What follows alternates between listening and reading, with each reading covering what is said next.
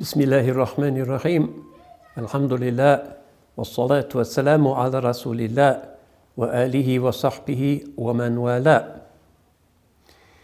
In our rather complex journey through these various paradigms of leadership, we've looked at a range of different human types, some scholarly, some spiritual, some military, some inspirational, from the earliest time of Islam, including some of the Khulafa, down to modern times.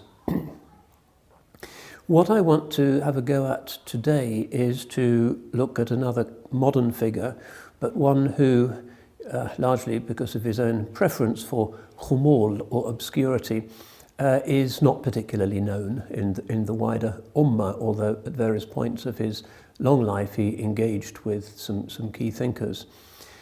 And this is somebody who is mentioned from time to time at CMC.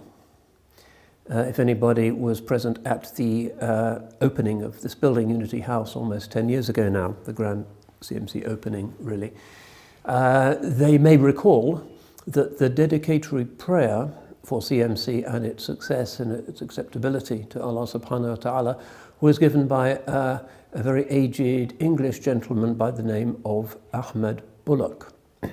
And it was a very extraordinary prayer that, despite the fact that he was already approaching his 90s, was delivered in a very strong and passionate voice, ended with a kind of statement of optimism about the divine capacity to overturn difficult circumstances and to open new gates. He really loved CMC. And diploma graduates from CMC may well recall that every year we would make a trip with them to Oxford, and one of the highlights of the trip was always a visit to Shaykh Ahmed Bullock, who would fill them in on what it was like to be the Imam of one of Britain's oldest mosques, the Imam of the Mosque in Oxford, back in the very distant days of the 1950s. And he always had some interesting anecdotes to share with our students, a very unassuming person. So I'd like to go through the events of his life, not least because 2 years ago, just over 2018, he made his final journey to the Akhirah. Born 1st of August 1924, Oxford, died 25th of October 2018, Oxford. So he's buried in Brookwood, quite close to Pictall and Quilliam and some of those other sort of better known names of the Anglo-Muslim movement, and quite close also to Idries Shah, who we'll be able to talk about a little bit later on in this informal talk. So Ahmed Bullock, yes, a figure of significance really to CMC, and a very interesting link to an age that we tend not to know enough about. I think when we think about British Muslim history, we think about, unless we go really a long way back to the Barbary Corsairs, we think about Quilliam and his community, which came to an end before the First World War. And then we think about primary migration and the flourishing of communities since the 1960s. But what happens in that intermediate half century is kind of a grey area. But there were amazing people. The Uyghurs, martyred Muslim people of eastern Turkestan, occupied by China, are of course very much in the headlines. And we tend to forget that in 1935, a British Muslim called Khalid Sheldrake was actually appointed by the Uyghur Muslims to be their sultan, to be their emir. And he made a very adventurous journey, Beijing, and then moving east through what was then a kind of warlord-ridden and unstable China, getting as far as Gansu province and a little bit further, before a Soviet plot directed from the Kremlin itself conspired to close the borders and made it impossible for him actually to, as it were, assume his throne. But an English Muslim king of the Uyghurs would have been certainly an interesting beacon in the middle of what is otherwise a rather obscure period in our history. So Shaykh Ahmed, whom I had the benefit of spending some time with, rahmatullahi alayh, was a kind of living link to those very different times, the 1950s and even the 1940s. So the biodata insofar as it's possible to reconstruct the events of the life of a very retiring man who would generally only tell things about himself when he wanted to make some extraneous point. He was from that older generation of British people that really didn't like talking about themselves. And it's the opposite of the modern woke narcissistic culture where everything is about me and my narrative and my story. As Megan says, my story. Shaykh Ahmed wasn't interested in his story. But nonetheless, we have his papers in the archive here at CMC, including some very interesting correspondence. So what we can do in order to try and recreate the events of his life and to think about what it was like to be a kind of pioneering British Muslim and one of the country's first imams, is that we can go through the letters that he wrote. We won't be able to do this for our generation, of course, because everything will be demagnetized by Google or Yahoo or whoever, and our thoughts will be forever lost. But he kept quite a lot of the correspondence that he entered into with Muslim scholars and particularly with his spiritual director. So one of the things we'll be able to do is to look at the issue of what it was like to be a murid, a spiritual disciple, in the mid-20th century in Oxford. So it's a kind of unique perspective, even though his figure has been somewhat in the shadows. So he was not from a particularly favoured background in terms of economics, and he struggled with faqr, with significant economic challenges throughout his life. His father had been a brewer's clerk. So somewhere in the boundaries between the English caste system, the working class and the lower middle class, I suppose, even though he was always beautifully spoken. He was an only child, and another difficulty in reconstructing the events of his life is that he never had children himself. He was dedicated to the welfare of his wife, but she never had children, and his mother lived with him until she died, but it was basically him and the two ladies and no offspring. So a solitary person in many ways. He went to Oxford High, which is one of the good schools in Oxford, at the beginning of the First World War, 1940, 1942, passes his Oxford local examinations, and in 1942 he takes his Shahada. The circumstances for that, at that time, rather unusual step, we'll be talking about a little bit later on. But of course this is the high point of the Second World War, and at the age of 18 he is called up, September 1942, and he remains in the army until 1947 when he's demobbed. So he's with Her Majesty's Armed Forces. He was in the army, the infantry and the artillery for five years, a period that he didn't enjoy particularly. He was at the artillery school at Lark Hill on Salisbury Plain, the Royal School of Artillery, which is where he did his basic training and learnt how to deal with the guns. So then he is thrown into the conflict after D-Day. He's not there at D-Day. And again, it was so difficult getting him to talk about his war experience. He just he turned that page. But we know that he was involved in the Allied thrust across northern France. And at the end of 1944, he was stationed in the Ardennes, just in time for the Battle of the Bulge, which was the most threatening German counterattack. And his unit was positioned right opposite the 6th SS Panzer Army, whose crack unit was the 1st SS Panzer Division, known as the Leibstandarte Adolf Hitler. So Hitler's own bodyguard, the great guards unit of the SS, was the other side of the forest.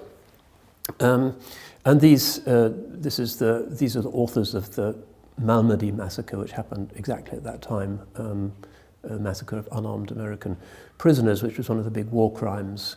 So these were very formidable opponents, led by General Sepp Dietrich. You can read about it if you're interested in Anthony Beevor's book on the Battle of the Bulge.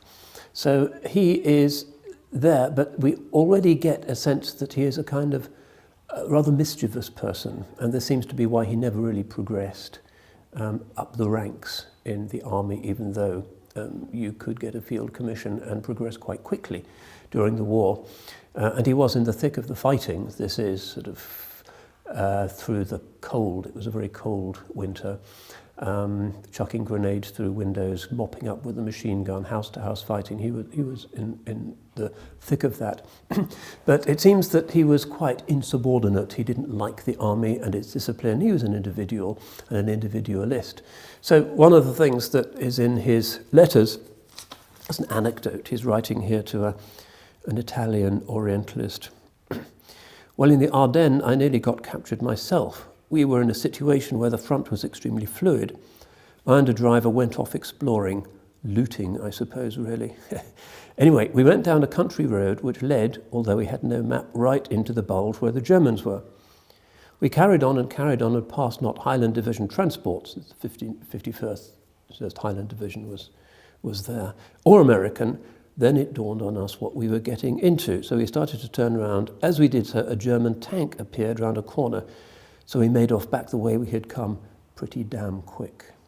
So a number of escapades like that, indicating that he was kind of not really enjoying the military discipline, and he remained a kind of individualist opposed to authority really for the rest of his life. So after the Battle of the Bulge, he's involved in the Rhine crossings, and his driver is killed. This is an event that he did speak about when he was explaining why he was always deaf in one ear. And he said, that's because of Adolf Hitler, made me deaf, because a shell from an 88 went off very close to the Jeep, which his driver was driving. The driver was killed, and he himself was wounded. And for that reason, communicating with him, he had to get on the right side of him, because he really was profoundly deaf in one side.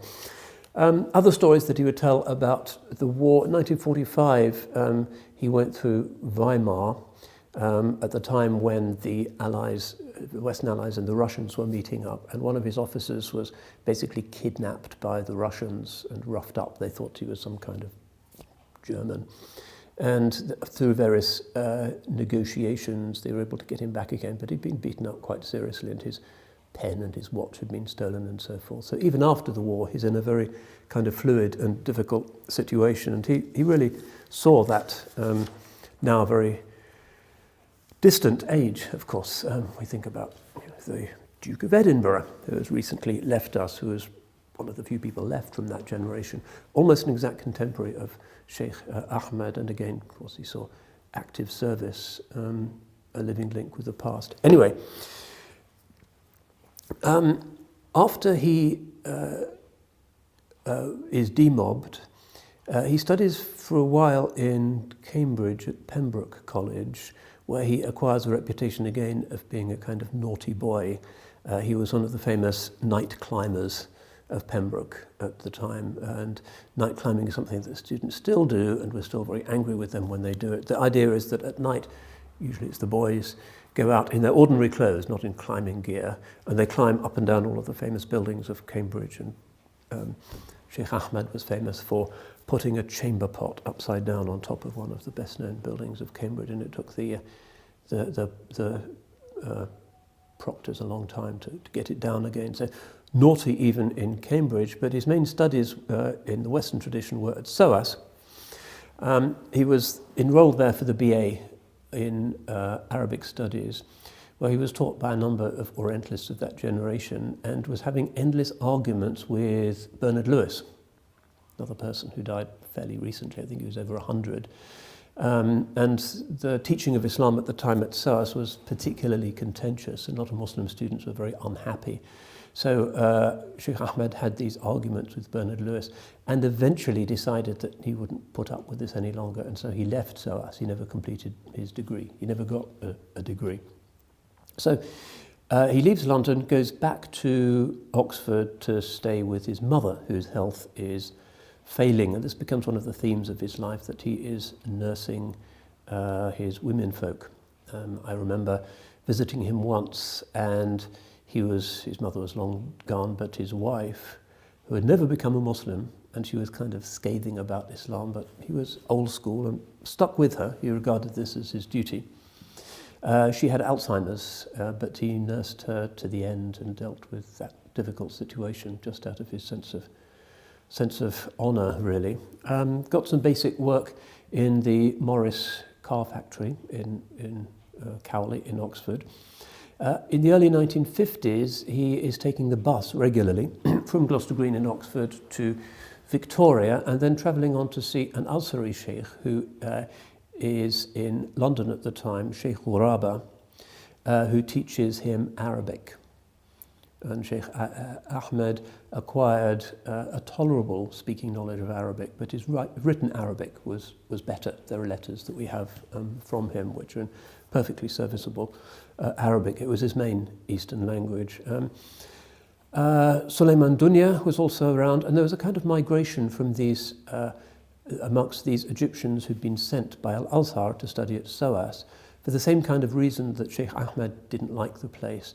And Professor Arbery here in Cambridge, who was much more Muslim-friendly, welcomed them. And so Ali Abdul Qadir, whom Sheikh Ahmed also knew, made the hijrah to Cambridge and did his PhD in Cambridge and eventually became one of the first directors of the Islamic Cultural Centre in London. Sheikh Ghuraba did the same, Suleiman Dunya.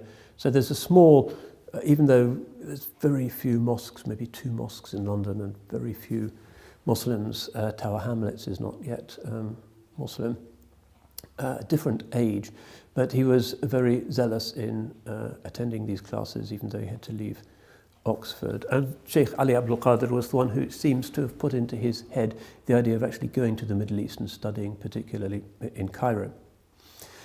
The next interesting incident in his life is 1954. Sheikh Ahmed has met a number of Muslim students in Oxford, including somebody called Mujahid Sawaf and other people who are involved with Ikhwan, the Muslim Brotherhood, and he gets on with them. And in 1954, by which time he's really following Near Eastern politics after the Egyptian Revolution and the decolonization, it was a very climactic time. The new head after Hassan al-Banna's assassination, al-Hudaybi, is arrested by Gamal Abdel Nasser and sentenced to death. So Sheikh Ahmed hatches a harebrained scheme to rescue him. And he gets in touch with some ex-para friends of his. And remember, Ahmed's been in a fight, he knows how to handle himself in a conflict situation. And they worked out how you would break into Tora prison in the heart of Cairo and spring Hassan al-Hudaybi, the head of the Muslim Brotherhood. And they reckoned that it wasn't going to be particularly difficult, and they knew how to use explosives, and they had it worked out. But they needed money to pay these mercenaries, these former parachute regiment guys, commandos. And the money really was the issue. Sadiq al-Mahdi was another friend of Sheikh Ahmed at the time, heir to the Mahdist tradition in Sudan, who suggested that his grandfather, Sir Sayyid Abdurrahman in Sudan, who was wealthy, might be able to help. But unfortunately, the money didn't come through because of the really difficult and indeed dangerous politics of this. This is sort of illegal dogs of war type mercenary activity in the heart of Cairo and politically very explosive. So the plan to get him out, and at the time they wanted to take him to Iraq, never actually materialized, so that the commandos were stood down. But we can already see that Sheikh Ahmed is really interested in politics. He's pretty anti-Western. And used to lecture Muslim students in Cambridge really until his last days on the failings of the Western democratic system. So he wrote, for instance, "The contention that truth emerges from the dialectic is evidently false. The most competent rhetorician carries the argument." And then later, "The consistent sidelining of Parliament by the Blair government indicates the proportional majority is not even allowed to have their representatives contribute to legislation. Lies, spin, confidence tricks are the hallmark of the current version of parliamentary democracy practiced in the UK." And this was really throughout his life. He was really angry about Israel. He was angry about 1967. He was angry about the First Gulf War, about the Iraq debacle. He was not an establishment man. He also quite often was tempted by conspiracy theories, so he thought that movements like Al-Qaeda were actually created by the CIA and by the Israelis in order to shatter the Muslim world and to justify continued Western hegemony. He was quite inclined to that sort of conspiratorial view. Anyway, in 1953, this is just before the jailbreak that never was, he marries Mifanwi Fan. She dies in 2005. She's buried next to him, interestingly in the Muslim bit of Brookwood, even though she apparently never took her Shahada. And much of his spiritual life really, as I say, is kind of domestic, but not in parenting, but rather in just caring for his women folk with frequent medical issues. So even though he was against the establishment and chafed under military discipline in the army, he was somebody who had a very strong sense of duty. 1956, the Suez Crisis. And he thinks that there's going to be a full-scale war with Egypt, and that as somebody who has the right kind of experience, he's going to be called back into the army. He doesn't want to fight against the Egyptians and fellow Muslims, and so he leaves the UK and he goes to Iraq. November 1956, he leaves and goes to Iraq, where he has some friends, partly because of the Sawaf connection. Muhammad Sawaf, the father of his friend, is actually head of the Muslim Brotherhood in Iraq at the time, and later on he continues his connection with Iraq, acquiring books for his business, as came into being somewhat later from the Iraqi National Academy, al-Majma' al-Ilmi. He keeps those connections. So he writes in one of his notebooks, I spent some months enjoying the hospitality and protection of the Ikhwan in Iraq before the revolution there in 1957-8. So who else was there to deepen his knowledge of Islam? There was somebody called Muhammad Abu Madi, who was a very well-known Palestinian poet and writer, journalist involved with something called the Jam'iyat Inqadh Filastin, which is a pro-Palestinian right-to-return movement. And he always was very passionate about Palestine. He also studied for a while with somebody called Sheikh Amjad Zahawi, who was a great Hanafi scholar of Baghdad, and is one of the two founders of the Ikhwan in Iraq. He spent some time with Sheikh Abdul Karim Zaidan, who is much better known really, and was a student of Sheikh Muhammad Abu Zahra, author of the famous 4 books on the 4 Imams and other things on fiqh. And who was dean of the faculty of Sharia in Baghdad at the time and later moved to Yemen. He died in 2014, so quite recently, must have been really old. And he was the author of a book that a lot of Sharia students know and love, Al-Wajiz fi Usul al-Fiqh. Al-Wajiz fi Usul al-Fiqh. So he's studying with some quite significant people. But perhaps the most interesting friendship that he developed when he was in Baghdad was with somebody called Taqiyuddin al-Hilali. Taqiyuddin al-Hilali is somebody whose name is known to many today in the West as one of the co-translators of the official Saudi translation of the Quran and also of Sahih al-Bukhari. And these are distributed in mega quantities. And he's one of the 2 translators. And he really gets to know him. So who is Taqiyuddin al-Hilali? He's Moroccan, from Tafilalt, a valley of scholars right in the south of Morocco. At an early age, he studied Maliki fiqh, but he kind of converts to Salafism. And then he goes to Egypt and becomes a leading student of Rashid Rida.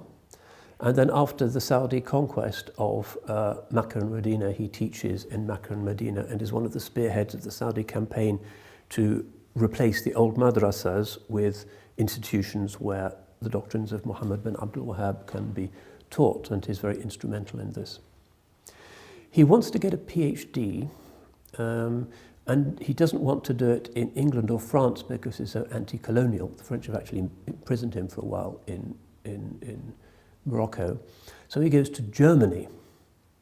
So a Moroccan going to Germany in 1936, with the swastikas everywhere and the Jews expelled, and from positions in academe, but he persists, and in 1939, he's offered a job with Radio Berlin in the Arabic service, which is an important part of Goebbels and Hitler's strategy for creating dissatisfaction with British and French rule in North Africa and the Near East.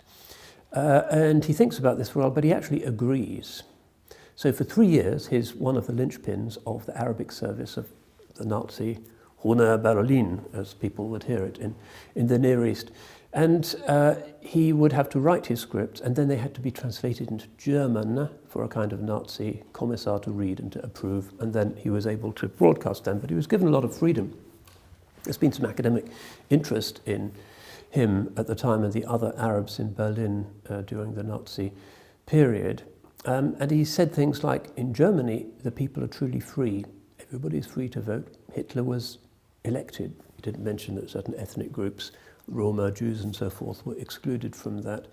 So National Socialism, he said, is not a dictatorship, and is expressing this in very beautiful, mellifluous, classical Arabic. The Germans are, in his eyes, a kind of model of unity and energy, exactly the qualities that the Arabs need to emulate in order, if they're going to chuck out the colonialists, whereas the British and the French are a'da'ul insaniyya, the enemies of humanity.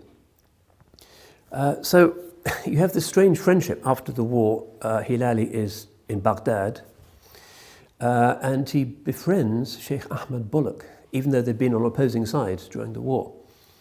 And so Ahmed writes in his description of these peoples he studied with, Maghribi, Salafi scholar, blind, knows me well, teaches in Dar al-Muallimin al-Aliyah, very helpful, sincere Muslim. So they both lived in the A'zamiyah district of Baghdad. So, and that connection seems to have continued because, for instance, one of the things that we have in the archives is a letter from 1968 from Taqiyuddin Hilali's brother, Sheikh Muhammad al-Arabi al-Hilali, who remains in Morocco and becomes similarly a kind of Salafist person, and is in correspondence with him for a period of time. وما ذكرتم من عدم فهم الناس لأمور الإسلام ومحاربتهم له فذلك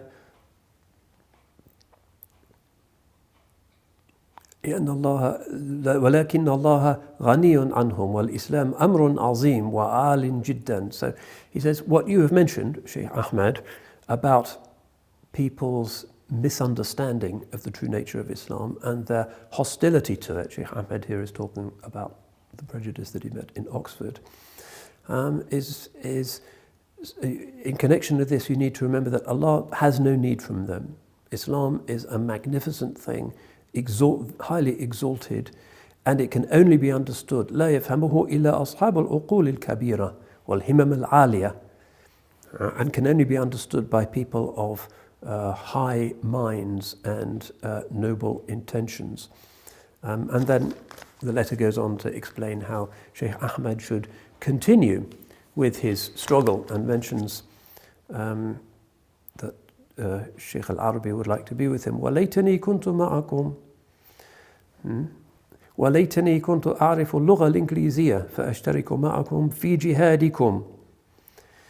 If only I was with you, and if only I knew the English language so that I could participate in your jihad. This is his da'wah in Oxford and in the kind of embryonic situation of British Islam. So this is where his networking with many people around the Islamic world begins. From Iraq in November 1957, he travels on to India, where he's found a job teaching English to the children of an aristocratic family, the Zain Ali Reza family in Bombay. He spends about a year in India and then returns to the UK, where he finds work at Blackwell's, the famous bookshop publisher in Oxford, in their Arabic and Islamic Oriental books section. But he finds that unsatisfying, and recognizing that there's a growing need for books from the Arabic world, he starts his own book dealership. And this is his bread and butter really for almost all of the rest of his life.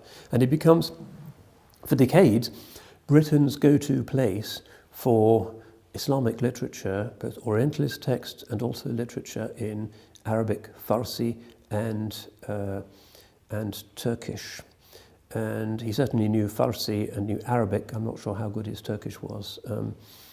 But it seems that he had a good working knowledge of French and German as well, largely through self-study. He was a motivated person. He hadn't made it at SOAS, but he taught himself these languages. And he also became a calligrapher. So we have some examples of his Arabic calligraphy. And it's at this point in his life where he's a little bit more mature. He's in his 30s now. He has a stable, although rather Spartan existence as the result of the money coming in from his book dealership. He's able to indulge some of his lifelong passions, archery in particular. He became an expert on the Seljuk and the Mongol composite bow. Once when I visited him, he said he really couldn't understand why his neighbours were so unhappy that they would find arrows in their back gardens. Rather frustrating. A small terraced house, Kelburn Road in Cowley, and of course these bows can shoot hundreds of metres. So he used to go out to the halal organic farm, Willowbrook Farm, in order to practice there. And he did it well into old age and would teach young Muslims the art of, a Sunnah art of archery as well. Also, he was really into cats. Lots of cats in his house, and he was very fond of them. But in any case, the next thing that is significant in his life is his role as imam, one of Britain's first imams. Oxford didn't really attract the kind of mass migration that some towns had, but still developed a significant Muslim community through the university and through the restaurant trade, which was partly sort of parasitical upon the university. So the first Muslim prayer room in Oxford was opened at 108 Walton Street, the basement of what was then the Dil Dunya restaurant, which then moved to the Cowley Road, I think, but is now Jamal's. I think it's still a Punjabi restaurant, or Bangladeshi. And they had a prayer room there because of the Bangladeshis, who really were the first sort of significant Muslim presence to be domiciled in Oxford, rather than Muslims who were birds of passage and would study at the university for a while and then leave and didn't really have a long-term investment in the town that might encourage them to create a mosque. So 108 Walton Street, and sometimes he's leading the prayer there. After all, he studied with some significant scholars.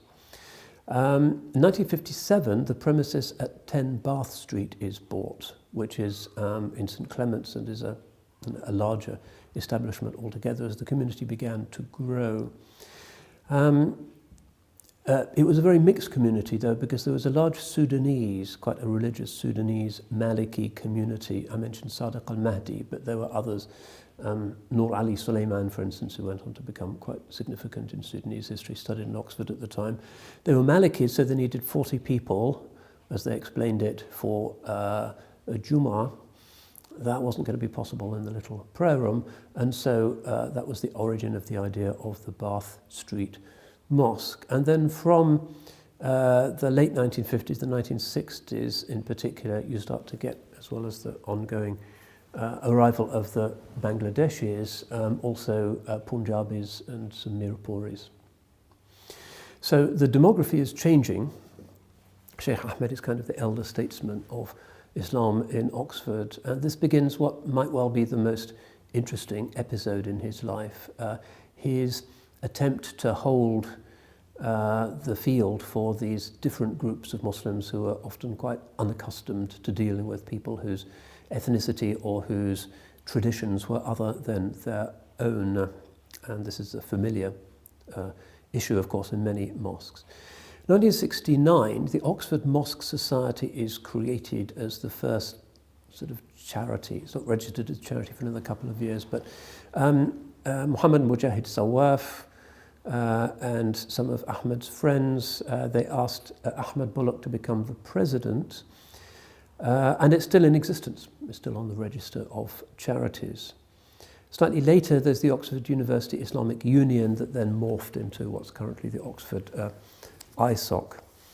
And then the proportion of the Pakistanis over the Bangladeshis is growing, and then 1971, Bangladeshi independence creates quite a lot of friction between these two groups, and the Punjabis tend to be quite strong Pakistan People's Party supporters.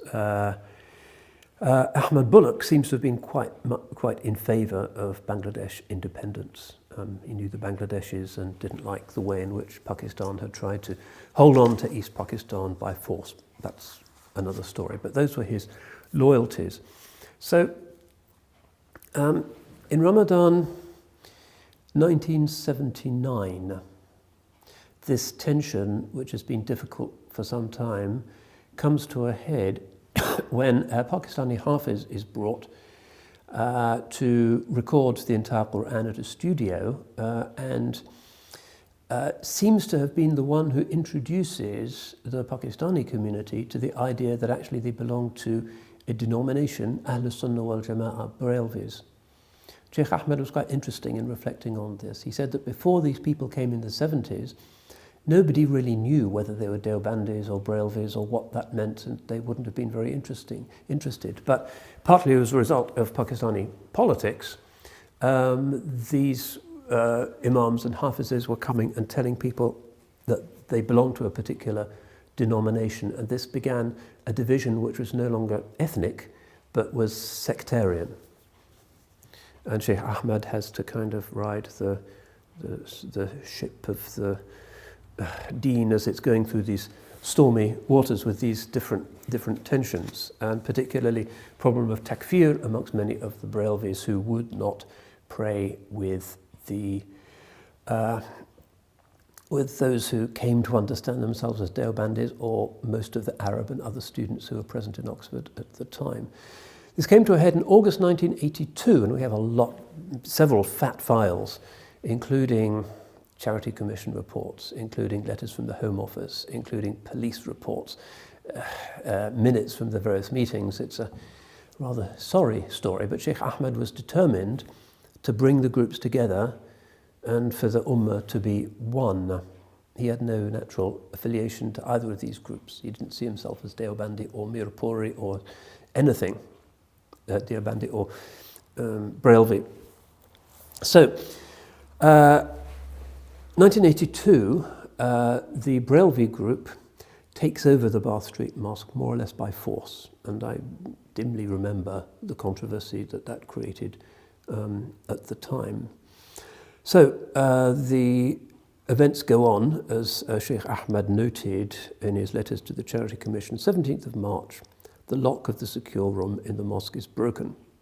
20th of March, door of the trustees' imam room broken, so this is the official imam, and the door removed and his books removed. Trustee beaten and bodily thrown out of the mosque. An Arab student beaten up. So then they have a kind of mediation through the Charity Commission, and they agree that there will be alternate prayers. So Zohar, led by a Deobandi, Asr, led by a Barelvi, and this is the sort of solution that seems as if it might work. And there'll be two Jumu'ahs, one led by a Barelvi and the other one led by a Deobandi.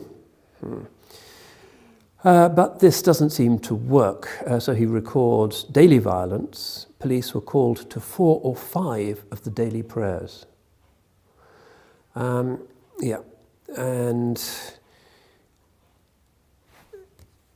I want to skip some of this because it's quite depressing. 1st of June, one of the trustees held by 2 men and beaten. The rival imam says, "Get him." The police are called. 2 arrests are made. 10th of June, the Barelvi imam decides he's not going to allow the Deobandi congregation after his Jama'ah. The police are called, force him to agree. The mailbox is broken and a steel-locked affair appeared, so the trustees could not receive their mail. The bank account is frozen.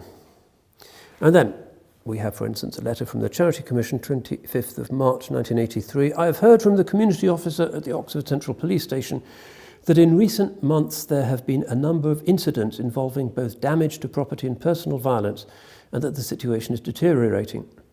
It appears that the discussion between the two groups has now reached a stage at which the property of the charity is physically at risk, and the chances of resolving the dispute by negotiation are receding rapidly. So, on 23rd of June, the Oxford Bangladesh Association writes to the Prime Minister asking for the visa of the intruder imam to be terminated. And the letter says, "We would like to say that all Muslims realize or should understand Islam does not allow any sort of ethnic discrimination, but nonetheless, every few years this seems to rise up in Oxford." On the 25th of June, a notice from the new Pirate Committee appears in the mosque. "Foreign students are allowed prayers and any other worships, but would not be tolerated if they involve in the affairs of mosques." So by this time, the Arab, Turkish students and others are not coming to this place, which seems to be to them just ethnocentric and sectarian. Charity Commission then write, "It's very disappointing to learn of the further incidents of personal violence and the use of force in relation to the charity's property which have occurred since the meeting on 29th of May, and of the breakdown in the arrangement for sharing the use of the mosque. It appears that the calling of the election has had a divisive instead of unifying effect on the two sides." And they then think, well, maybe they should go to court to prove that the mosque has been taken over. And Shaykh Ahmed is really heartbroken because he's done a lot to fundraise for the original mosque and has been the imam there for many years and believes that the Arab students and others should have the right to attend Jummah, and he's struggling with anger issues.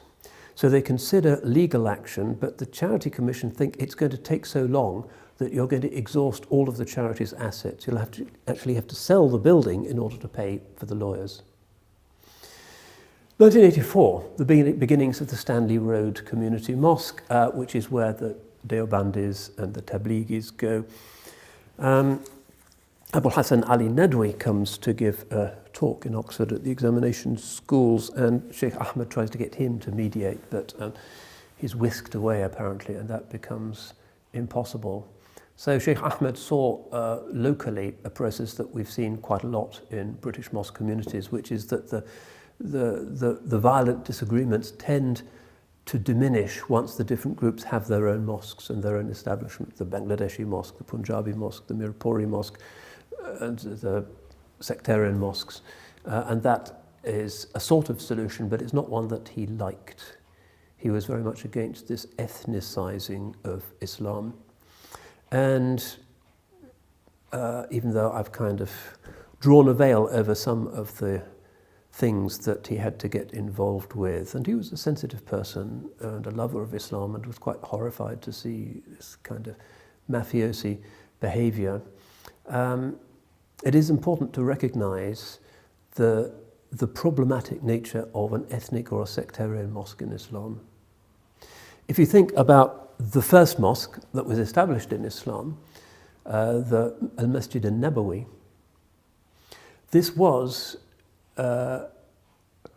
chosen by the Holy Prophet specifically to be a non-tribal space. The first non-tribal space in Arabia.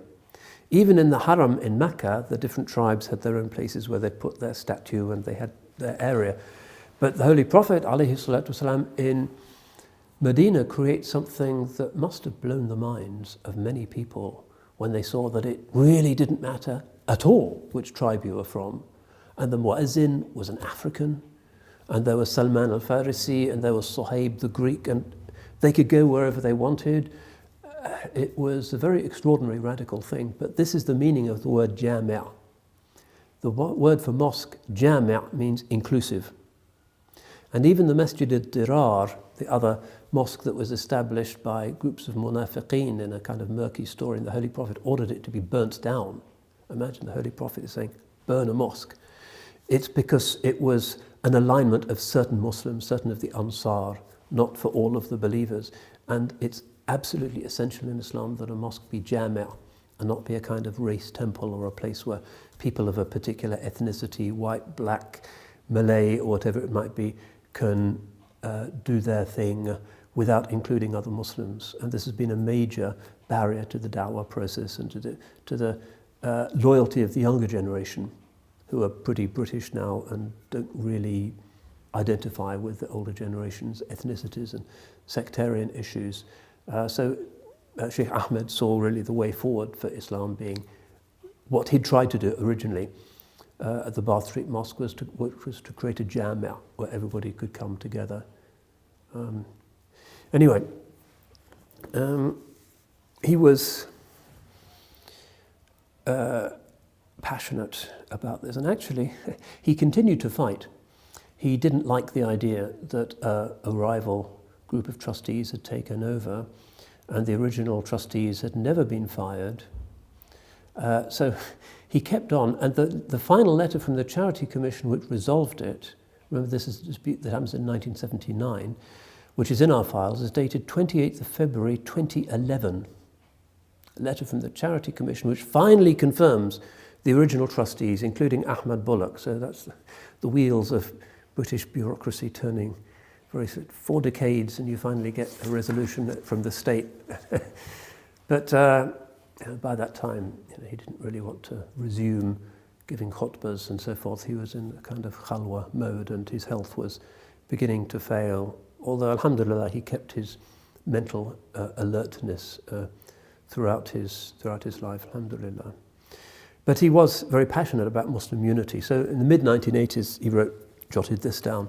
I've observed that Islam seems in a worse state than when I became Muslim 45 years ago. In spite of many Muslim peoples having gained political independence, most contemporary Muslim movements regard themselves as the only Muslims, so that the Islamic unity Allah enjoins does not exist. All historical lessons indicate Islam succeeds under united leadership.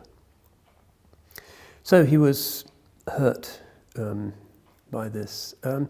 One of the things that he had to engage with was sectarian matters, including the ongoing Qadiani issue, because for many years the most active mosque, or sort of para-mosque in the UK, had been run by the Lahore faction of the Ahmadiyya at the Woking Islamic Centre.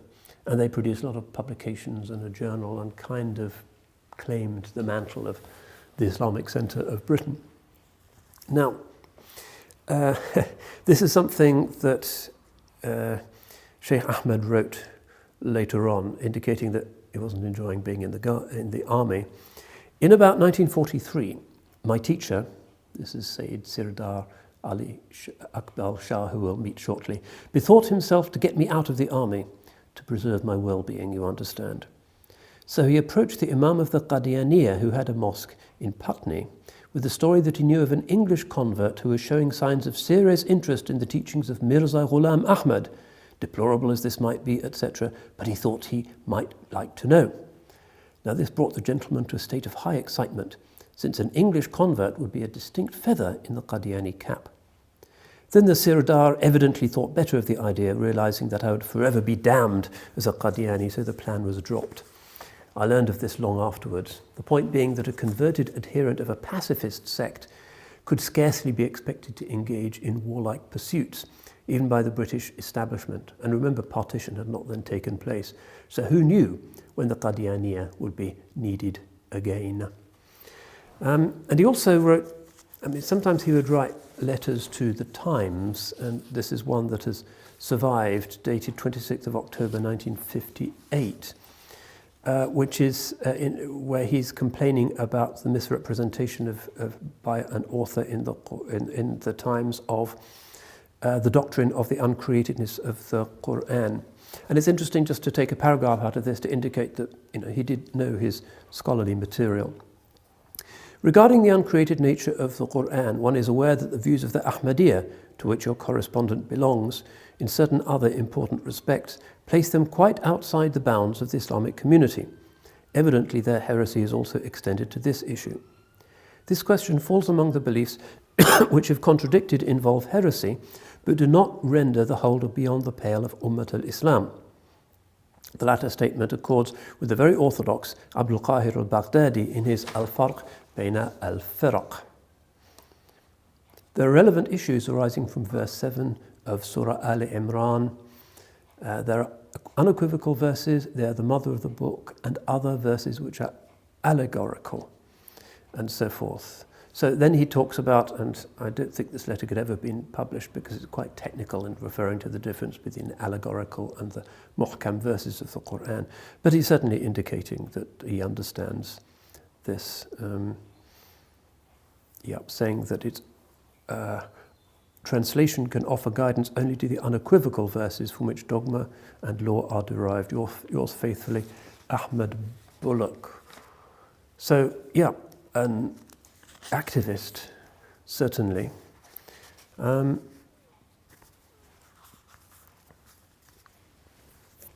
Another issue that he had was when in 1968 the directorship of the Regent's Park Islamic Cultural Centre is given to somebody called the Raja of Mahmoudabad, who was well known and supported a lot of converts at the time. And Sheikh Ahmed's teacher, Iqbal Ali Shah, told him not to pray behind him because he was a Shia. But it seems Ahmed regarded this as a little bit tough, and in fact he enters into a correspondence with him, and the Raja stays with Ahmed when he comes to Oxford, and once even lent him £200 to stave off the bankruptcy of his book business. And then another interesting event that could have been quite significant for the community. 1969, the Raja of Mahmoudabad invites Imam Ahmed Bullock to become the Imam of the Woking Mosque. And again, his teacher says, accept only if there is a guaranteed salary and the use of the Imam's house. Otherwise, stay in Oxford with your business and your women. So he doesn't do this because it seems that the job security on offer in Woking was not really very clear. What I want to do now is to talk about what kind of inner life he's leading, and because we have some of his notes and translations to help him with his languages, he would sometimes make his own translations of classical texts, and we've got a few notebooks from that which have survived. It's very interesting to note that there's a very strong Naqshbandi, and really only Naqshbandi, lineage at work here, and we'll explain why when I come to talk about his teacher a little bit later. And in this notebook, for instance, he is translating or paraphrasing a translation of the Tadhkirat al-Awliya of Farid ad-Din Attar. And the things that he's noting down, I think, offer a clue into how he, in his rather solitary life, conducted his spiritual progress, which I came to believe was not inconsiderable. When I saw him just a few months before his death, he was really very luminous and remembering God and remembering God's mercy and God's universal presence. Hama ust, he was quoting from the Persian poets. It was very moving, actually. He was very close to God at that time. So how did he get there from having been the son of a brewer's clerk? Here's part of the translated text. After the recitation of the Quran Sharif and the hadith of the Prophet ﷺ, nothing is to be found to compare with the sayings of the Sufi doctors, because these come from an inner illumination, hal, and not from a verbal tradition, from a perception enlightened by the truth, and not a doctrinal explanation, since they emanate directly from the source of the mysteries and not from transmission. This is ilm ladunni, not knowledge acquired by study, kasbi. Further, the Sufis are the heritors of the Prophet ﷺ. And then he takes down this passage from Attar, where Attar is explaining why he wrote his book, which is a kind of set of edifying biographies of the early saints. We wish that this book should remain as a memorial, in the hope that if any of the readers bless our memory, we might have the happiness of profiting from the prayer of a Muslim, so that Allah Ta'ala, because of that prayer, would show mercy and pardon our sins. It is related that Yahya bin Mu'adh, who was the Imam of Herat and who was the Shaykh of Abdullah Ansari Herati, was seen by a saintly person in a dream, who asked him, Yahya, what did Allah say to you? And he replied, the Lord said to me, Yahya, I would have shown terrible things to you, but one day when you were preaching and were praising and glorifying me in the presence of my servants, one of my faithful experienced an interior joy from that, and it is therefore I have accorded him your forgiveness, otherwise you would have seen what we should have done with thee.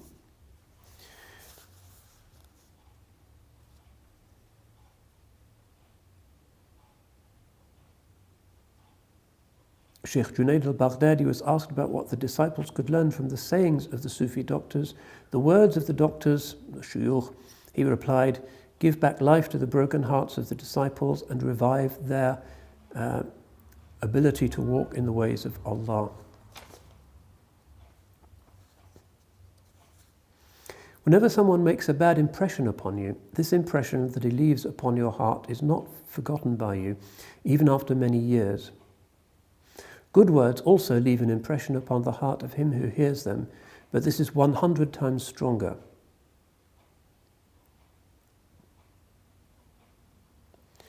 One day, Abdurrahman al-Arab was asked, if a man reading the Quran Sharif but not understanding the sense, does that recital nonetheless produce an effect upon his heart? He replied, yes, most certainly, exactly as a medicine drunk by a sick person acts upon him, although he is ignorant of its nature.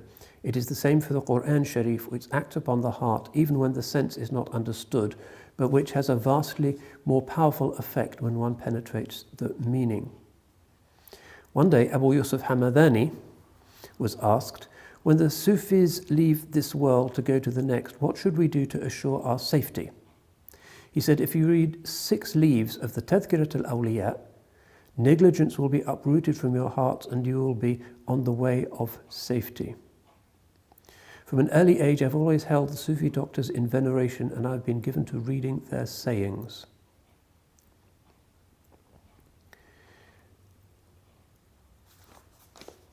And there's more that one can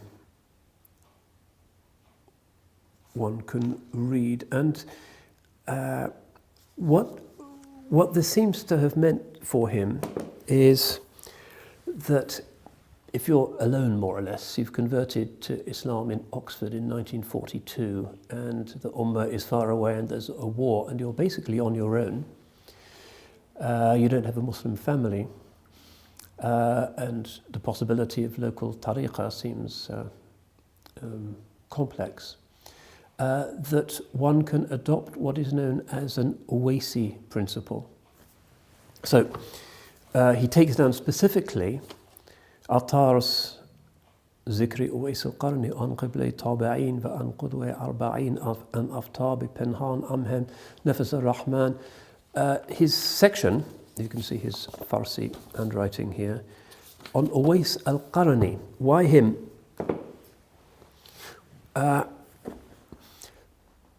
We know that Shaykh Baha'u'ddin Naqshband al-Bukhari was also called al-Uwaisi al-Bukhari. One of the techniques of the Naqshbandi way is said to be the capacity to learn from teachers who one doesn't meet in person, but who are far away geographically or in time. So one of Shah Baha'u'ddin's teachers was Khaja Abdul Khaliq Hujdavani, who died 100 years earlier, but from whom he learnt very many things. And this can be in a dream or through some other kind of perception. And this is called the Uwaisi way, or the Vaisi Meshrab. There's plenty of Turks nowadays who follow this, and in Albania and the Balkans as well. Comes from the hadith in which Uwais al-Qarni has heard of the Messenger alayhi salatu wassalam, and is coming to Medina but never meets him. The Holy Prophet dies. But the Holy Prophet says, I detect the breath of the Rahman coming from Yemen. So this, in the complex, profound landscape of Islamic spirituality, is not something that's formally in fiqh or aqidah, but is more a kind of personal experience of benefiting in what may be a very mysterious way simply from reading the lives of great ones of the past. بِذِكْرِهِمْ تَنْزِلَ الرَّحْمَةِ, that in some strange way some kind of spiritual connection can be established. So that, I think, was very important to Shaykh Ahmed. But perhaps this is a subject for another lecture, we might reflect on what might be appropriate styles of Islamic spirituality in an age such as ours, where the sheikhs seem to be no longer with us and the silsilas are becoming extinct. Where do we go? We read these books and we visit these places, but where is the reality of guidance? Well, One possibility that the Ummah has always been aware of, which is this very subtle one, but which tends to be linked to a very absolute and committed Sharia compliance, it's very nomocentric, is this Vaisi Meshrab, this Owaisi way, whereby people can be mysteriously benefited and upheld and helped in their ibadah, helped in their istiqamah, through some kind of unseen, mysterious connection to people who may not any longer be alive. And the vindication of this is that the focus becomes more and more on the Creator, Allah subhanahu wa ta'ala, and one's realization that the greatness of the awliya of past ages was because they really weren't there. They'd gone. There was no person left there. Just Allah subhanahu wa ta'ala was their qibla and their direction. So it's a very good way of enhancing the reality of one's tawheed. But in any case, that's a kind of speculation about where he was religiously, which I find interesting. But what I want to turn to now, which is really the last sort of significant dimension of his life that I think is worth sharing, is his relationship with the Shah family. Okay. His spiritual director, at least the one with whom he exchanged correspondence, and we have dozens of letters, detailed letters between him and his teacher, very much in the Naqshbandi tradition, was somebody who had come to Oxford in 1940 because of the Blitz, fewer bombs on Oxford. And this is the man called Sayyid Iqbal Ali Shah, who was originally from an Afghan family, which had Naqshbandi connections, but which had an estate not far from Delhi, Sardana, near Delhi. So, and some of this guy's books are still available. His book, Islamic Sufism. And you can see the kind of Naqshbandi trait. Author's preface. Faqir Sayyid Iqbal, London, September the 10th, 1933. I would say this is the first book ever to be written in English that addresses Sufism in its natural homeland of Quran and Hadith, Islamic Sufism. In conclusion, I particularly invite the reader's attention to the title of this book, whereas I am that in authentic and legitimate senses there is no form of Sufism other than Islamic. I was compelled to use the adjective Islamic before Sufism so that the uninitiated may not confuse it with some such non-Islamic movements which due to utter ignorance style Sufism. For a Sufi must of necessity be a Muslim, and the universal application of the Sufi thought is comprehensive in the same undoubted extent as is Islam. According to all correct doctrines, then, the Quran is the first and the last textbook of Sufism, and the Prophet Muhammad the greatest Sufi of all times. Whosoever therefore does not subscribe to this idea, despite the fact that he may be following an occult way, is not a Sufi. So we're clearly dealing with something that is Sharia compliant and very Islamic. This isn't like some of the movements that have been knocking around amongst the Edwardian intelligentsia of doing mystical Sufi dances, but having nothing to do with that dreadful thing, organized religion. This guy, from his writing, is clearly coming from an authentic place. So he's in Oxford. And he's married a Scottish woman. And just to indicate how traditional and Afghan these people are, he wires his father saying, I want to marry this girl. She's from Scotland. The father wires back saying, yes, but I have two questions.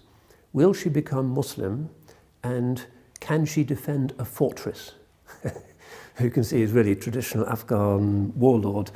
And she says, yes, I can do both of those things. And so they get married, and it turns into a very good marriage. So they're in Oxford, 1940, and their son, Idries Shah, who becomes really well known in the 60s and 70s, is also at Oxford City High along with Sheikh Ahmed. In fact, they're exact contemporaries. There's, I think, 6 weeks between them. They become close friends, and the teenaged Ahmed, Roy, as he still was, would visit their home in the Turl, which is a street in central Oxford. And it seems that in the Oxford evenings during the blackout, the Sirdar Iqbal Ali Shah and his wife convinced Roy to become Ahmed, and that's where he took his Shahada in 1942, in the presence of Idries, who was a witness. So he was aged 18. Iqbal Ali Shah was kind of known in Oxford. He knew the Orientalists there. He knew Freddie Beeston, who some people will still recall as the great Arabist, and knew Professor Zaina, and disagreed with Zaina's idea that Sufism was some kind of Hindu outgrowth. Sometimes he'd write for the Times on Afghanistan, moved around a bit, and after the 40s moved to Bath for a bit, and then to London, the kind of Belsize Park area. And then he goes to India. This is Sayyid Iqbal, in order to try and sell his ancestral home. And he finds out that the home is occupied by a usurper, and he has to go to the Indian courts, which is never easy, particularly after partition, and that the usurper has also pinched some waqf land, and because he's afraid that people might have a go at him for doing this, he always goes around the streets of Delhi accompanied by 2 guards with drawn swords. So he's dealing with a tough guy, but it seems that the case proceeds successfully. This is Iqbal Manzil. And then we have basically from 1958 to 1969 quite intense correspondence between Sheikh Ahmed and Sirdar Iqbal Ali Shah, which is one of the few Naqshbandi-style maktubat correspondences that we have in the English language. Ahmed Bullock sometimes wrote him in Arabic, more often in Farsi, but usually in English. 1960, after the Scottish woman dies, he moves to Tangiers, first to the Hotel Cecil. Famous people like Tennessee Williams and Paul Bowles. This is Tangiers, the cosmopolitan East meets West, Pillars of Hercules, strange space which recalls an age when the Muslim world was seen as being more tolerant than the Christian world. And then he finds a house where he seems to have established some kind of little local Sufi halqa, which he calls the Dar al-Irfan.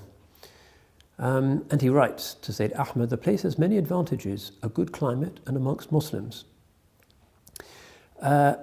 He also gets to know somebody who, again, many Anglo-Muslims will remember, if only by repute, Michael Scott, Abdullah Scott. One could, if one only had access to the right archives, do another Paradigms lecture just about Sidi Abdullah, Michael Scott.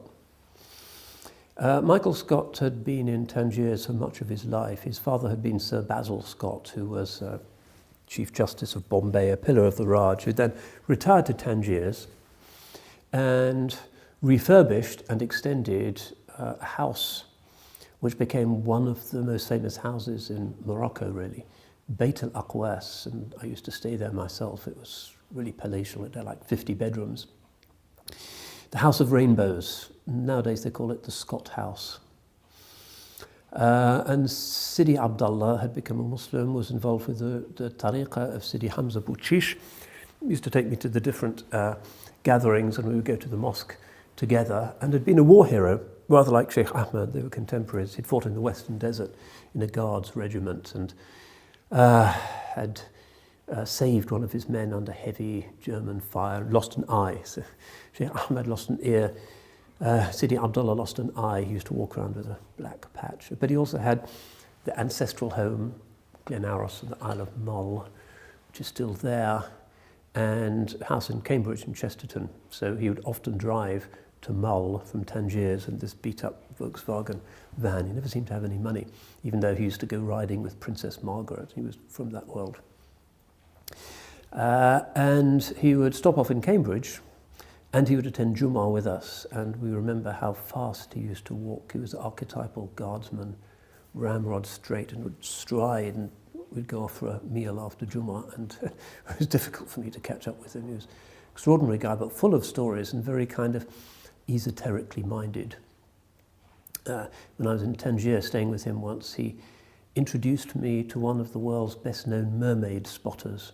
It was this young Australian guy, because just down the coast near Cap Spartel, beyond Marchand, where the Scott House is, there's a famous beach which is one of the best places in the world. Sidi Abdullah assured me, for seeing mermaids.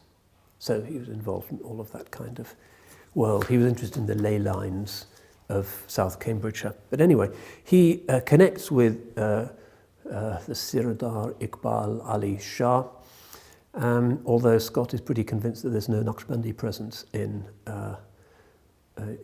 Tangiers, and Scott seems to be the one who arranges a janazah for the Sirdar's wife, but an absent ghaib janazah in Tangiers.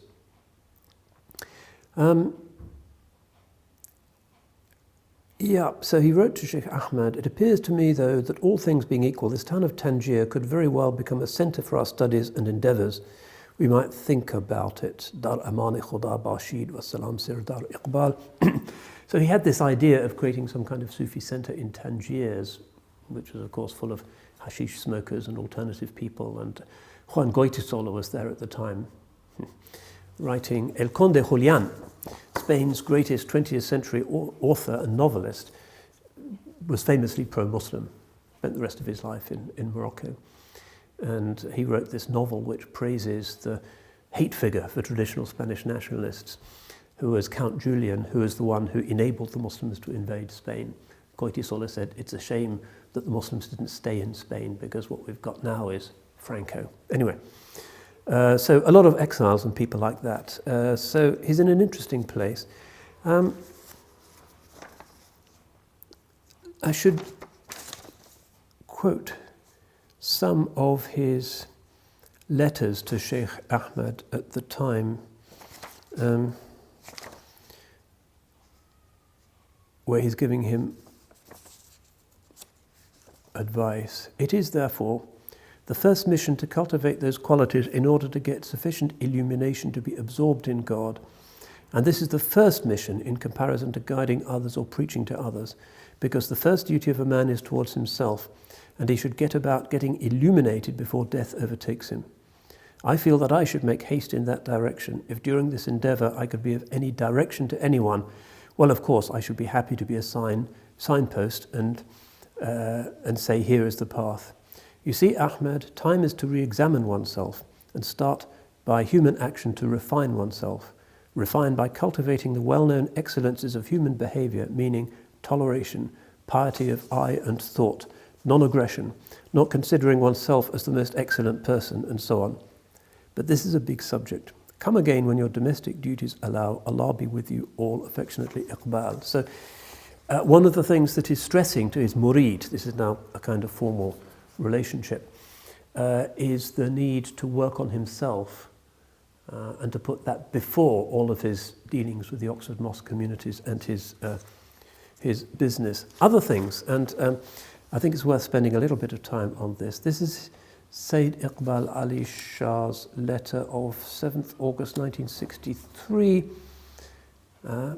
which is on the occasion of the Mawlid. He says, "Al-Yawm al-Mubarak fil Milad."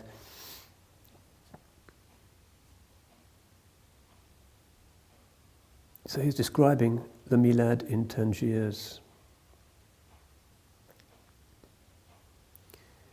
The old women before whom are neatly piled tomatoes, green chilies, windfall, half-ripe little apples, and a little after the late afternoon prayer, winding their way homewards in groups of 3s and 4s, this time laden with their city shop's produce, salt, dried mint, a small can of crude oil for the lamps of their hillside cottage homes.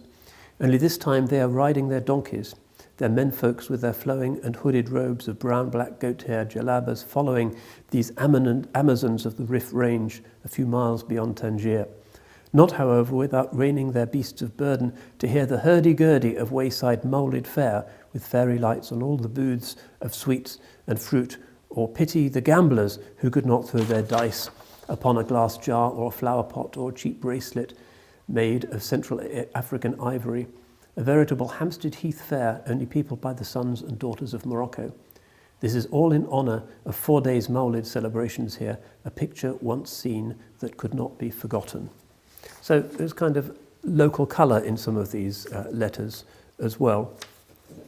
And sometimes the Sirdar, interestingly, would write to Ahmed Bullock's wife. He really stressed the importance of kindness to his wife and his mother. So he writes, I hope that you have taken note of my oft-repeated advice that the two ladies should continue to be your first and constant duty. And then, 1967, Shaykh Ahmed's mother dies, and this is the letter of condolence written by Iqbal.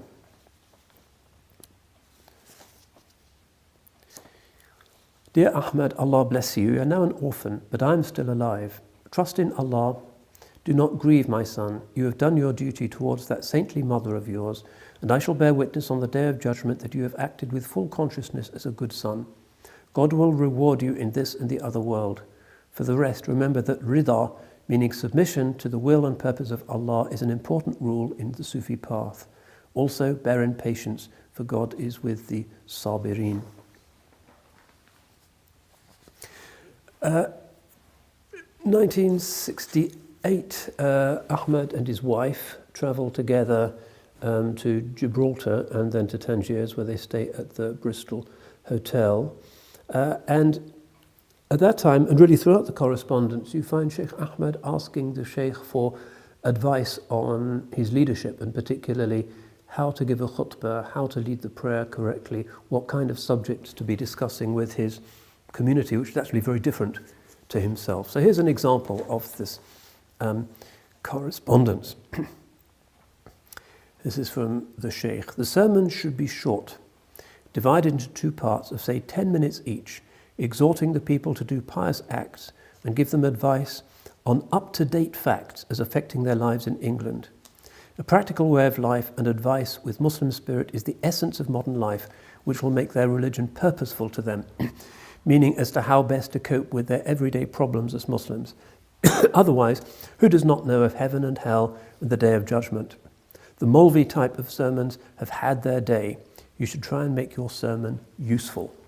That's an interesting piece of advice. He's talking to these people who have simple backgrounds and have simple jobs, and he says, don't give them the heaven and hell rant. They've heard that many times. Give them in their khutbah something that enables them to see how Islam is solving their practical day-to-day problems.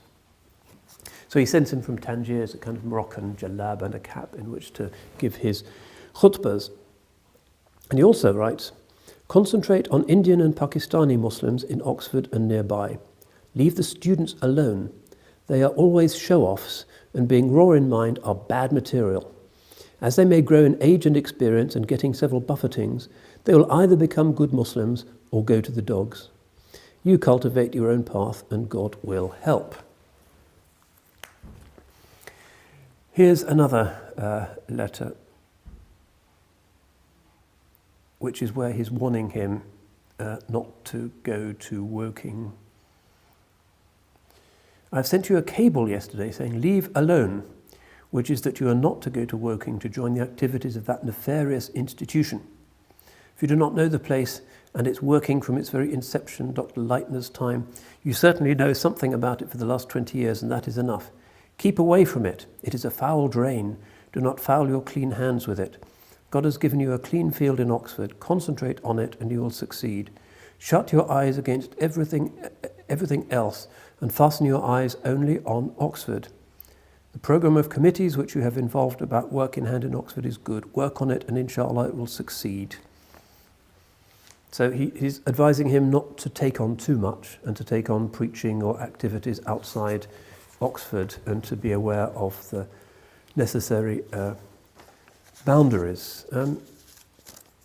So here's another letter in which he offers practical advice. 15th of August 1968. Dear Ahmed, thank you for your letter. Your intention to establish a mosque and a centre in Oxford has my wholehearted approval. This is a pious and worthy action which I expect from you. But go at it with utmost speed and determination. Your co-workers may disappoint me in your course, but do not turn back or give it up. It is God's work and He will help you. Pin your faith in Him, and 100% faith, not 99%, a full and unqualified faith. And then you cannot fail. You should not fail. In any way that I and my friends and relatives can help, you can be assured of that. Therefore, go ahead with the practical form of it, and at once. Start holding the Friday prayers and making a small library of Islamic literature, even in your own house, and I shall contribute Islamic books in Urdu. Give simple lectures to them on Sundays, nothing very high, not much about heaven and hell, but how practical Islamic practices can help the Muslim immigrants in their difficult task in England. Give attention forthwith to the religious education of their children and their wives. This is important. Show how Islam will benefit these people thousands of miles away from their homes. This is the kind of preaching that is wanted. If I come to England, it will be a great pleasure to me to give these men a course of Islamic religion in Urdu. Maybe that I could come to England for that purpose for 2 or 3 weeks if my economy is settled a bit, but that is in the lap of Allah. So he also recommends that he pursues his Sufi interests and what seems to be this Naqshbandi Owaisi path, but in a way that's detached from the mosque. He doesn't want them to be linked. Now, by this time, the Sirdar's son, Idries, has established or come by a centre at a place called Coombe Springs, and he wants the Oxford Centre to be kind of complementary to the Coombe Springs Centre, but to be quiet. So he writes, only do not beat a big drum about it. It is quietening movement against no religion and against no one. It gives hope to those who are unhappy. In fact, it helps a person in his daily life and even worldly affairs, for in it one has to be in the world and not of it, a classical term. Go ahead, therefore, in this God's work, and God will help you. Do not forget your dhikr, 5 minutes every 4 hours at the least.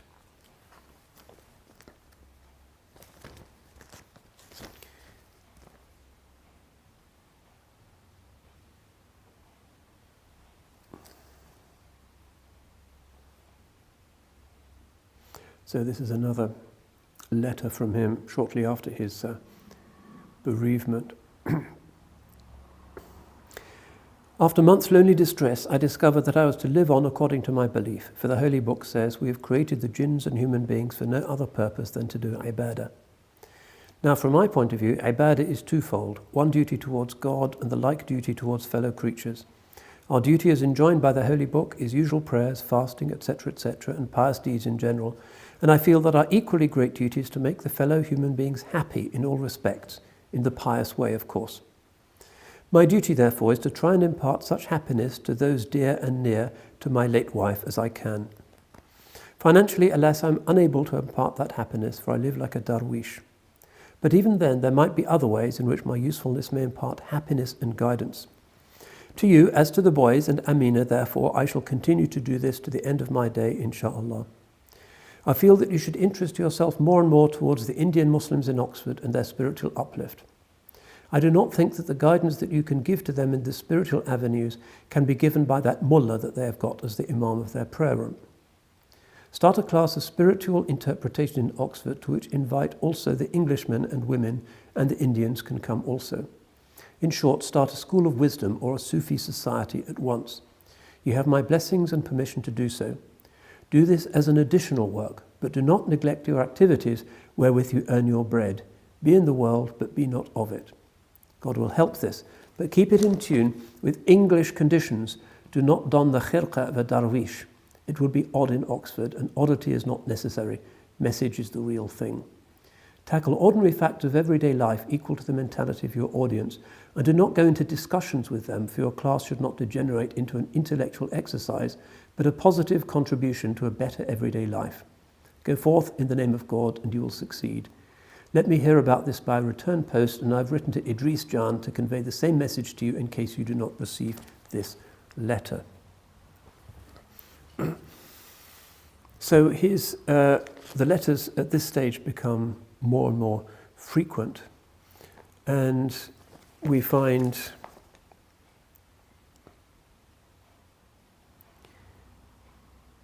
him insisting that he not neglect his dunya.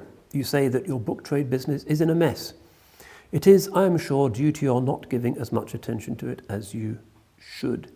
You see, my dear son, your Sufi training insists that you should be in the world, though not of it. This is the Naqshbandi idea. The truth in it is never to be forgotten. Indeed, you should write it in a large cardboard with very bold letters written on it and hang the slogan in your bedroom so that the very first thing that you might see on waking up is that slogan. And there's some other reminders of the necessity of earning one's halal rizq rather than focusing all the time on one's religious activities.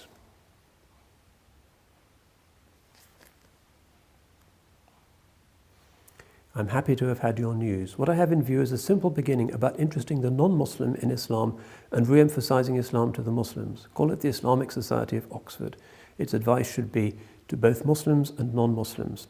That is, all those who wish to hear about Islam as a simple and a practical truth. Sufi thought practice and preaching is not for the kind of people that one gets at Oxford. What I mean is that the world has strayed so far away from spirituality that the first step is to bring them to an orbit of simple spiritual atmosphere. Start therefore on these lines.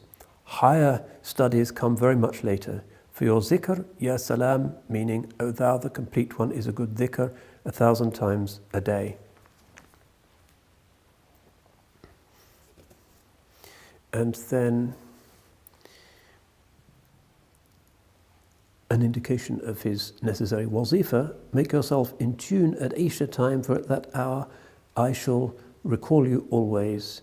Being in tune means that you should do your dhikr 303 times the name of God and consider that you are sitting with me. Then a contact is established.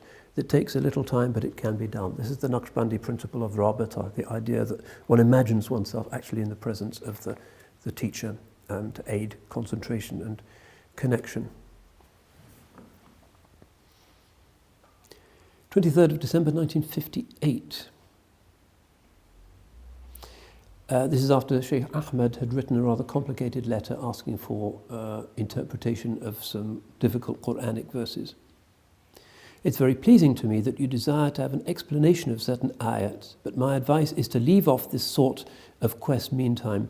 The reason is that any explanation that may be given will be short within the confines of an air letter and may thereby leave you thirsty, as it were. All this can be much better explained by word of mouth when inshallah we meet. For the time being, however, my advice is most rigid regularity to be observed in the 5 daily prayers and the wazifa. And then he gives the wazifa. And this again is characteristic of the relationship that the student wants to do too much and to engage with too many projects and to understand things that are subtle and not really necessary. And it's more important to begin with and to maintain the basics. In conclusion, this is 29th of January 1969. The end of 1969, the Sirdar dies in a traffic accident. So this is in his last year. You are marked out to be a leader of the Muslims in Oxford. Lead them on the path of Islam. They should know their God first, get in tune with him before they may have time to try and know about other things or the cause of the decline of the Muslim people. Know thyself first, and then you will know thy God. Walk gently, my son, as I have already said. The atmosphere is surcharged with adverse emotions. Men are in a fog of their own making. Worship the way Omar and Ali worshipped. They achieved what Islam can and will give to every Muslim, to you and to me also. Stand firm on Quran and Sunnah. The rest does not matter, and Allah your refuge and protector.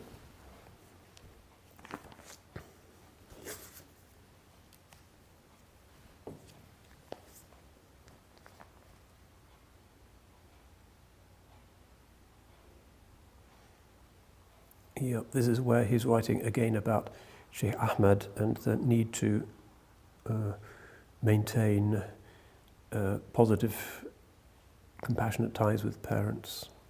You and she are not two people, therefore keep with her, cherish her, and thank God that you have her. I'm getting to my end, maybe a month, a year. After that, all that remains is but a memory. Think little, my son, of money, of possessions, and lack of possessions.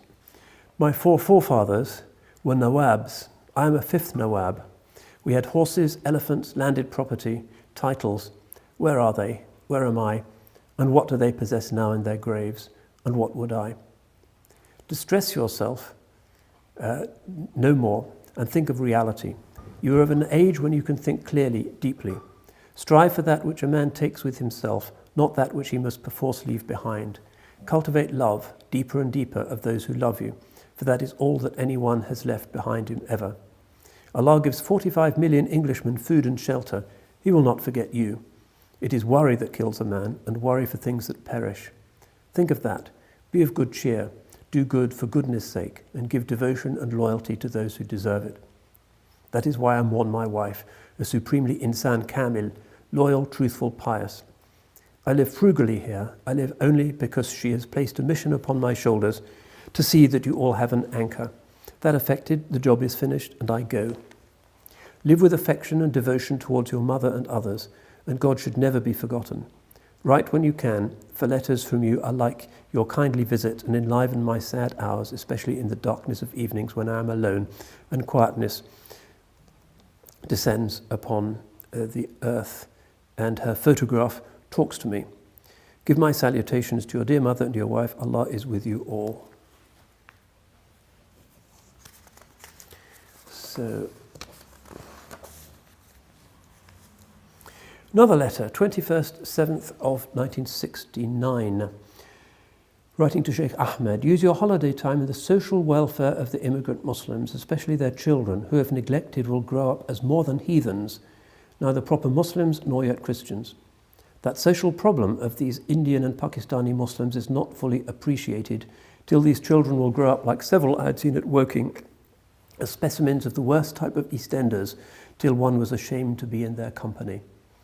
So he was afraid of the outcome of bad education of the second generation when the first generation were not themselves particularly educated. And indeed, in Oxford, they've had dozens of grooming convictions and so forth. It's not a happy place. And so here the Sirdar is kind of foretelling that affliction.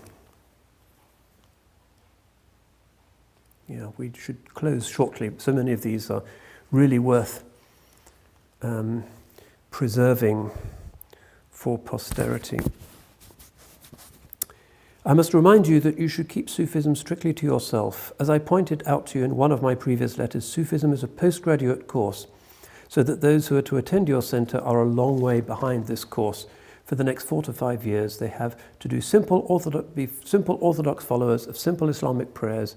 Any form of dhikr, however simple, will confuse them and will put you in a position in which you would be misunderstood. Leave it alone, those Thursday dhikr meetings. Anything of that kind will harm the movement from the very beginning. You can give lectures on purely Islamic subjects, but nothing of the mystic law to be introduced meantime. I hope that you realize how grateful you should be that God has given you this opportunity to make the Muslims better Muslims. There's more there about the Raja of Mahmoudabad. So now the final section is some letters exchanged between Shaykh Ahmed and Idries Shah. Idries Shah, by far the best known of any of the individuals who emerged from this little crucible in Oxford. And Idries Shah usually is regarded by Muslims and comparative religionist academics as a sort of dilettante or a popularizer who tried to ride the wave of the 60s counterculture by providing mystical wisdom from the East that was stripped of its Islamic matrix. And indeed, many of his books can appear to be that Quran and Sunnah have been taken out and the Sufi stories are recast to make it look like some sort of universal wisdom. But what we're going to see in this correspondence is that that may be a premature judgment. Here's, we can only look at a few of these, but there's quite a few. Here's one from Idries Shah in Farsi. Aghay Muhtaram Ahmed Jan, Assalamu alaikum, az garaftani maktuba ahali. So it's my prayers for your family, etc. Diger khabar ve hidayati raji' be tijarat khahed amad az piri ma ke mi goyad ke dar khab did ke yek roz پول به دست احمد جان میرسد و از آن پول یک قسم تجارتی خیلی بخیر مبارک خواهد شد. This seems to be a reference to Idris saying that his father had seen in a dream that Ahmed would begin his book business and that this would be lucrative and would be sufficient for him. So in a sense it's the Sheikh's dream, but mediated interestingly through this Farsi letter by Idries. More could be said, but I'm aware that time is pressing. Here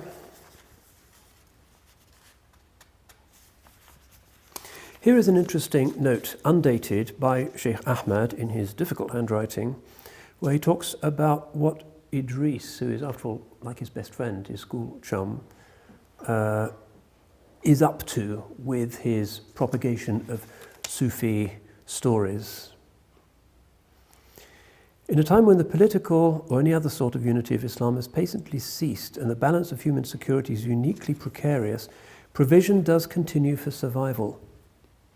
This does not mean that in this age Muslim fundamentalist hegemony is to be looked for, or that some sort of socialist capitalist amalgam could evolve for world government. These are systems and as such subject to corruption and decay. A new learning is essential not just for revival in the dark age of technology, but for human survival. The new learning is in fact the current projection of the old learning, but this learning has to be imbibed and practiced by a greater proportion of humanity as a necessity. Again, there's more that he writes here, but in the context of his writing about the spiritual role of Idries Shah and the necessity in our age for promoting on as wide a basis as possible of at least the fragrance of the recollection of the sheikhs. People are closed to strict religious preaching nowadays. People consider themselves above organized religion, which they think is a restraint on their precious autonomy and freedom. The world is becoming secularized. If one is to re-secularize it, it seems one needs to get into their souls at some level a recollection of and the names of the great shuyukh. And this may be what Shaykh Ahmed thought was Idries Shah's role in producing these sort of bestsellers and influencing people like Doris Lessing, Richard Williams and others, that just by spreading the names of these people, as Atara suggested, بِذِكْرِهِمْ تَنْزِلُ الرَّحْمَةِ, that some kind of spiritual reconfiguration in these otherwise very Western and hard and egotistic souls can be promoted. And it is interesting that in these letters from Idries, he comes across as an observant and a practicing Muslim, and he begins always with 786, as you'd expect, but quite often with the number 40. 786, and beneath that 40. And then, Assalamu alaikum ya akhi, is a letter from Idries. The 40 is a number related to the unseen Apotropaian saints, the Abdal, of whom there are 40, mentioned in a hadith, who are in some mysterious and ungraspable sense the custodians of the age. Exactly why Idries is using the 40 and the relevance of the Arba'in here, but we've already noted that the Arba'in is a principle connected to the Uwaisiyya and the idea that one can, without formal initiation, benefit in some spiritually effulgent way from the spirit or even from the name of a great saint that has passed. So here is Idries Shah writing to Shaykh Ahmad, Assalamu alaikum ya akhi. And then he says, under these circumstances, it's customary to recite in the Naqshbandi Tariqah the Asma'i Husna, reading them if one does not know them. At each ism, one should dwell in the mind upon the quality represented by the invocant. Ya Ghalib is for those who are maghlub. Ya Fattah is for those who are closed in, and so on. The ism will respond in accordance with its own that, its essence, in harmony with the needs of the invocant and not his wishes, as it were. The element of insha'Allah, I would make a practice of doing a wird of the Asma al-Husna every day, 2 or 3 times. I would say, oh Allah, give the barakah of this oration to the mu'mineen, to the awliya, and to those who are in need. This wazifa should be carried out for 40 days after calming oneself a little and remembering that the barakat of Hazrati Khidr is always with the good intention of the Sufis. That's another Waisi principle, Khidr as the present guide. The chuf and dam of the salik is really the wird of the tariqah, and by its force the mu'jizat or the karamat which have taken place are uncountable. وَهُوَ الْكَرِيمُ وَالرَّحِيمُ آمين وَالسَّلَامُ Idris. So this is a voice that's coming absolutely from the heart of an Islamic Naqshbandi tradition. But this is not the face that Idris turned to the world when he was dealing with big ego BBC interviewers and novelists and the like, who needed just a little fraction of the sugar on the pill, but really would not be able to sustain something like the full tradition of an authentic world religion. Another letter, Idries Shah to Ahmed Bullock. Tawakkul ba Khuda. I'm happy to say that my prayers have been accepted and that the at first insuperable problems were mercifully reduced. You have spoken to the inability to concentrate in prayer. I have had a demonstration that this is no obstacle to the acceptance of supplication. Alone and yet not lonely, I've been able, alhamdulillah, to do much. I'm sorely troubled by conscience, for I've put all my troubles on the shoulders of others. Niyazmend Idris. 3rd of August 1960, Ahmed Bullock writes to Idries Shah asking for him to interpret a dream. Sometimes they would correspond in Persian, sometimes Ahmed would write to him in Arabic, which I suspect Idris really didn't know. 28th of May 1963, Bismillahir Rahmanir Rahim, Assalamu alaikum. As an anonymous donation from a Muslim for a Muslim bookseller, here is a sum, no loan, no interest, no repayment, only condition it should be mentioned to nobody at all. Salutations to you all from us all, Idris. So he's kind of supporting his struggling book business as a Muslim. Sometimes also we find Idris asking Ahmed for information about books, and we can interpret the evident wide reading of Idries Shah in his Sufi storytelling books as benefiting massively from the fact that he did have access to texts that were supplied to him from his school friend. Here's another interesting letter. Idries Shah to Ahmed Bullock, 23rd of February 1959. Went to the record people this morning. Did not clinch deal because it's with an HP company who charge riba and the sellers won't do it any other way. Total price if done this way works out at riba. So what do you advise? I suggest that we avoid this obvious riba. If we can't make a collection to buy for cash, leave it alone. Sounds like, at least at this stage, he was scrupulous, mutawari' and Sharia compliant. There were nonetheless disagreements that sometimes the Sirdar would attempt to mediate between the two friends. We don't have many of Ahmed's letters, but it seems that there was an argument between them about one of Idris's earliest books, which he called Oriental Magic, which is an apparently kind of occult dabbling in various shamanistic and juju practices of different cultures. And as a result of this argument, Shaykh Ahmed thought that he had no business writing a book about magic. What's the benefit in it? 18th of February, my dear brother and old friend, Assalamu alaikum. I hope that you are well and your family are all well. This is Idris to Ahmed. There should be no difference between us, and if there is a misunderstanding or a feeling of disharmony, such a thing should subside and should have no real being. Do not let the sun set on your anger. Hadith. If there is any disunity between us, we have violated our greatest principle, that of unity. This unity is only the absence from the mind temporarily of a sense of unity. Such a sense of unity, being as it is fundamental to man and Islam is the natural state, and its return is therefore not difficult. It is other people who make human beings at odds with one another through envy or malice. It is only by envy or malice or misunderstanding that such a feeling in ourselves can be fed. We should deny it such nutrition. As far as I am aware, there is nobody who knows that there has been any sense of estrangement between us. Let us therefore reclaim at once our sense of brotherhood and cherish it as we cherish each other. وَاعْتَصِمُوا بِحَبْلِ اللَّهِ جَمِيعًا وَلَا تَفَرَّقُوا, which is the Quran. They both would have known the meaning.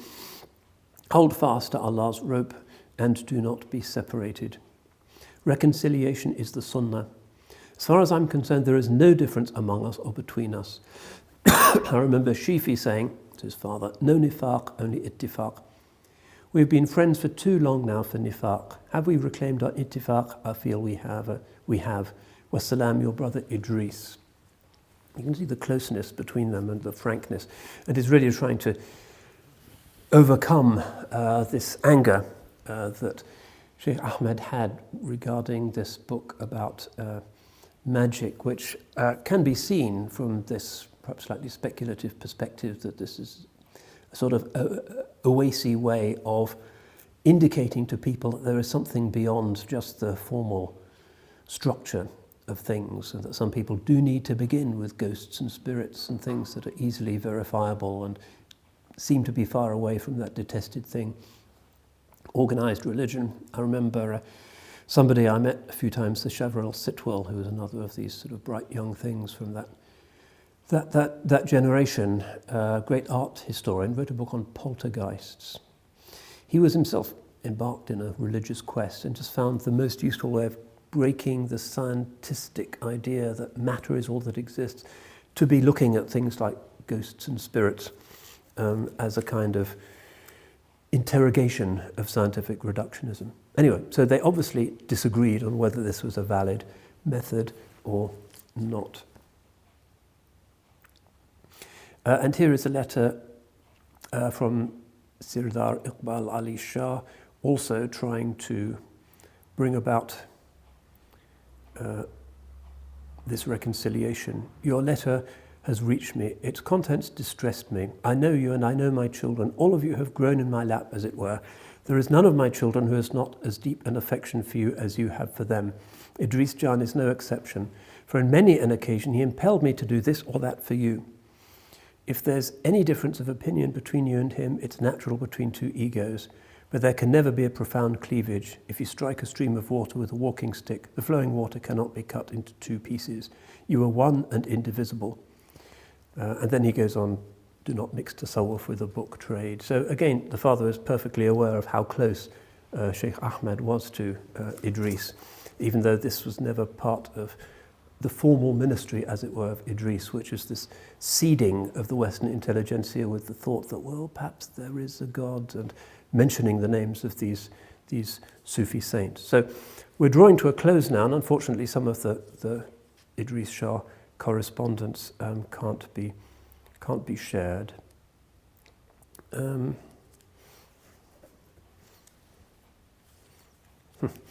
Here is there's some interesting indications in the correspondence of the kind of less public aspect of what Idries was doing.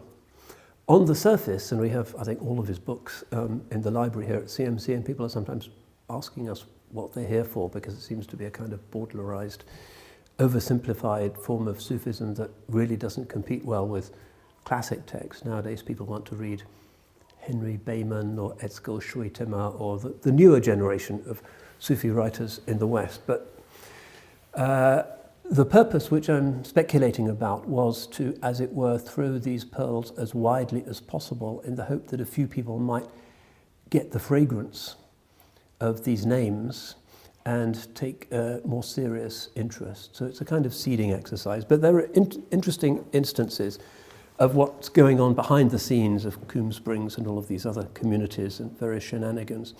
So here is a letter from Idries to Ahmed. Would you please help in an Islamic matter? Write out the Salat in full in typewriting. This is for an English person to learn.